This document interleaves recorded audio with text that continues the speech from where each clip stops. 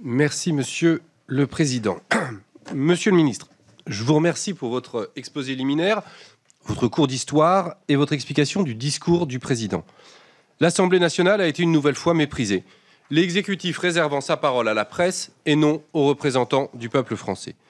Vous nous indiquiez votre volonté de co-construire la loi de programmation militaire avec le Parlement. Finalement, le Président s'est exprimé seul sur un montant sans que celui-ci n'ait été débattu nulle part, mis à part dans vos réunions interministérielles. Comme pour la revue nationale stratégique, le Président fait des annonces en grande pompe, sans véritable débat au préalable. Les groupes de travail apparaissent crûment comme ceux qu'ils sont. Un affichage de co-construction. Déjà que leur rôle était fort circonscrit, aucune discussion n'était possible, ni sur la doctrine, ni sur le budget. Le roi est maintenant nu. Un exemple, le doublement de la réserve. Nous n'avons pas pu discuter ni des raisons, ni des objectifs de ce doublement, seulement du comment.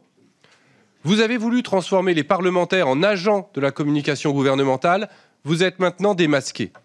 Les députés de la France Insoumise ont décidé de suspendre leur participation à ces groupes de travail et nous userons donc de notre droit constitutionnel à amendement sur ce texte. Nous proposerons également un projet alternatif dans la lignée du programme défense porté par notre candidat à l'élection présidentielle, Jean-Luc Mélenchon. Et si cela vous dérange, vous aurez toujours l'opportunité d'utiliser le 49.3 comme Madame Borne en a l'habitude pour faire adopter cette LPM et définitivement bâillonner le Parlement sur un sujet essentiel pour notre pays et nos concitoyens sur lequel vous auriez pu chercher un véritable consensus. Nous constatons que ce n'est pas votre volonté. Nous serons particulièrement attentifs à la condition de vie de nos militaires, à la revalorisation de la part indiciaire de leur rémunération et à la prise en charge des blessés. Nous porterons des propositions sur le spatial, le cyber ou encore les fonds marins. Nous veillerons à ce que vos décisions de cession d'armement ne pénalisent pas les capacités de nos armées, comme vous l'avez fait pour l'armée de l'air en vendant des Rafales à la Grèce et à la Croatie. Nous serons vigilants à ce que nos trois armées soient satisfaites dans leurs besoins opérationnels, qu'elles aient les moyens de s'entraîner et d'assurer la sécurité de nos concitoyens face aux menaces du monde actuel, y compris celles liées au changement climatique.